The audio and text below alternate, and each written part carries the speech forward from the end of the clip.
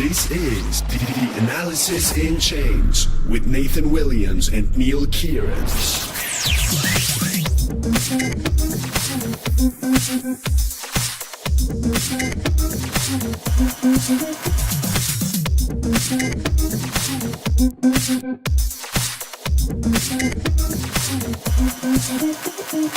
Welcome to Analysis in Chains by CryptoNews.com, your daily source of all things crypto. This is episode 99. Hi, Neal. How are you doing? I'm doing great, Nathan. It's great to actually do an episode with you in person.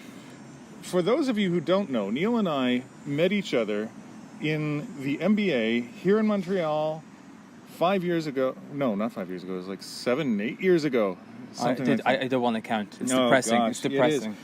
But we started this podcast nearly a year ago, and we hadn't seen each other in 5 years, and we still hadn't seen each other in person. We have for the entire length of time we've been recording this episode, this podcast. This is the first time that we've recorded and have seen each other in person. We're sitting in this park, all romantic-like.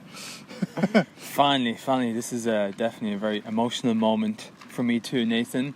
I can see you're tearing up right now. It's okay. We'll do this again some other time. Yeah. So, Neal, it was interesting. We were talking over breakfast about just some of the limitations still in the crypto industry, especially with accessibility. I don't know the way it is in other countries, but in Canada, it's become increasingly difficult for the average person to get involved with crypto. Yeah, and I don't think this is talked about enough.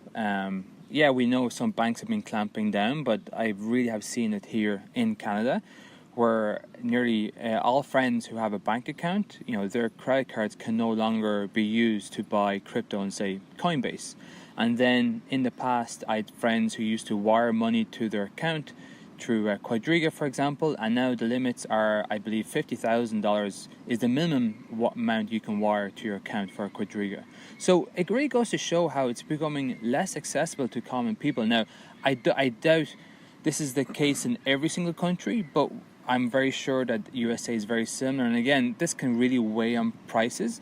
But the biggest concern I would have is that if it's becoming less accessible to the masses, that means it's really the rich people, and their deep pockets are probably going to be the main people who'll be investing and benefiting from crypto in the future.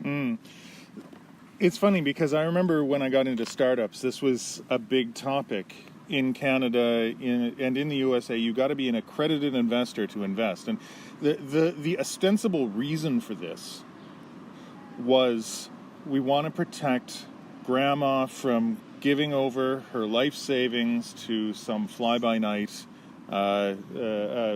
snake oil salesman. And that makes sense, except what it ends up doing is blocking anyone who wants to invest in an early-stage startup from participating in limiting it to the rich. Because the rule, at least in Canada and the States, is that you've got to be an accredited investor. And an accredited investor has to have something like $500,000 sitting in his bank account, or her.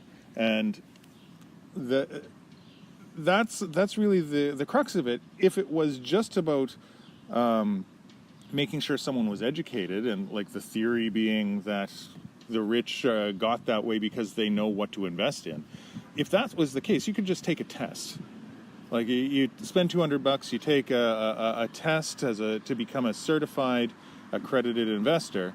That I've got $50K, I'm going to invest $10K in whatever startups. I'll evaluate them the way I see fit, and that would be enough. It's my money. I'm an adult. I can do that. But that's not the way it works, and I think it's because the people who have power want to control the market.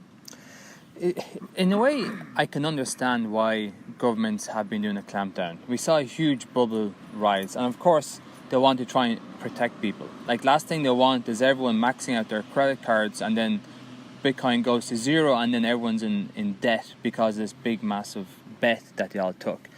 But the thing is, that era has passed us by in terms of this whole big bubble.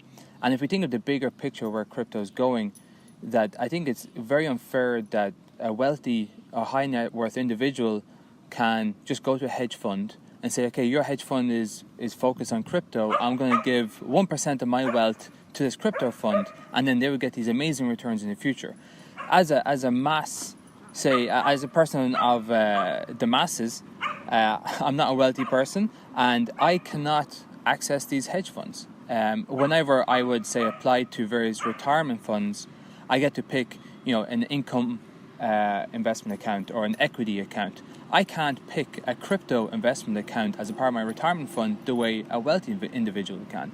So I think that it has to work both ways, because at the end of the day, if only the wealthy can invest in crypto and the masses can't, well then how can crypto grow? Because crypto is something for the masses, and once you start excluding the masses from it, well then you've no infrastructure, you've no community building, people not participating in its development.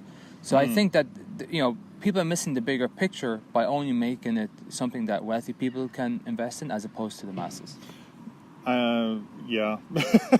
I mean, it's sort of against the core concept of crypto, right? Like the redistribution of power away from the central bank to put money into the system, back to the people, and that was sort of this idea, the crypto anarchist, But I don't know. I've long suspected that this will be a challenge that we run into. That the big companies are going to come in, the wealthy people are going to come in and take over. Why? Because even though it started as a crypto anarchist movement, that the average person doesn't care about decentralization. They don't care about power redistribution. That they care about is not missing out, of being part of it, of maybe making money, or of being part of an interesting project. And but decentralization, no. The average person cares about properly managed infrastructure. They don't necessarily want to control all of their money and never trust a third-party bank. They want to trust a bank. They just want it to be trustworthy. And I think ultimately, in the long term, what we're going to see is that crypto will end up adding a layer of trust security, because people will be able to audit these things. It's not going to be super democratized. It's going to be that medium democratized. It's going to be that that auditors and people who want to sue, consumer protection groups and that sort of thing, will have an easier time accessing the data, but it's going to be used sort of to underpin the bigger companies. And I don't like thinking that it's going to be that way, but this is sort of the trend we're seeing. Yeah, well, it could be wrong. It could be temporary, because maybe they're waiting for the hype to cool down a bit before maybe they let us buy crypto again. I think it's very bizarre that these banks will shut us off with from buying crypto. It's kind of like, hey, it's our business what we want to do with our money. Like we should be allowed to max out our credit card. Like, what's the difference between buying an expensive jacket and buying crypto? Well, the expensive jacket's money down the drain. Whereas I buy crypto, with chances are I can sell it off again and keep some of the value at least. So the thing is, I'm hoping things would change, because it's in everyone's interest. You see where Coinbase, they're pushing with all these new products for institutional investors. Institutional investors will only invest knowing that communities will grow. It's a two-way street, and I'm hopeful, but the trend is a bit worrisome. But we'll see in hopefully in the next few months if some of these rules would change for the better of the community. Well, there's always options, Neil. I mean, even if your bank or your credit card isn't going to touch crypto, and even if you can't get an account on an exchange, you can always do local Bitcoin, right? Have you ever done that? No. No, I haven't done it either, but I've looked into it just to see what's out there. Yeah, there's matchmaking websites. It's like Craigslist, and you can usually, if you're buying Bitcoin, you're going to pay 20-30% over market rate. But you just meet up in a park with someone and you give them the money, and then they transfer the Bitcoin to your wallet in front of you. Oh, wow.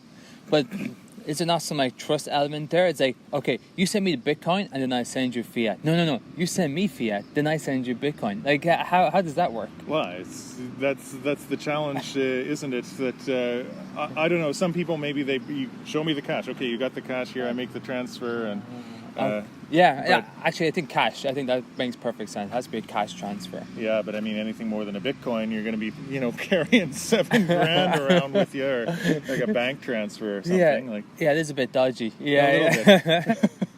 but the other thing is, you could probably just give them a Trezor, right? Like if you've got it on a Trezor, then the private key's on there. Yeah.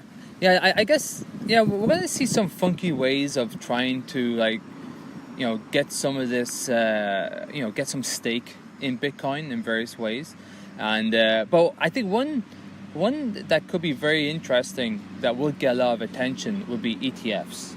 I know that, and the ETFs are a lot more accessible to the masses like myself. Like, I use my trading app when I want to buy and sell equities in the stock market, and it means that an ETF I could easily buy as a retail investor.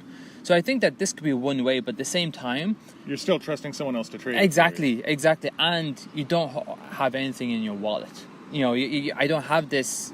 The government could easily take away, or the big institutions or whatever you're worried about could easily take away my ETF for whatever crazy reason, but it's not in my wallet and it's not protected. So I wouldn't be surprised if that is how people will push crypto to the masses. Is that, you can have an ETF, but you just can't have it in your Trezor wallet, which would be crazy. But the thing is, we're seeing institutions and governments trying to figure out what to do with this. And I wouldn't be surprised if there's a lot of bad solutions until the good solutions come along. Yeah, well, I mean, that's the way it works, right? You just keep trying stuff until something sticks to the wall. Yeah, I think that's crypto. Yeah, just throw it against the wall till something sticks. Yeah. Oh, before we sign off, Neal, I wanted to give a shout out to Maximilian, one of our listeners from Munich. He wrote on our Facebook wall that he's looking for a crypto community, and I don't know Munich very well. So if anyone listening has suggestions for a good crypto or blockchain community where you can learn more together and that sort of thing in Munich, then just come on our Facebook page and post on our wall a solution. So anyway, thanks for listening, guys. It's good to be with you here, Neal. Great to see you again, Nathan. Yeah, keep on hashing, man.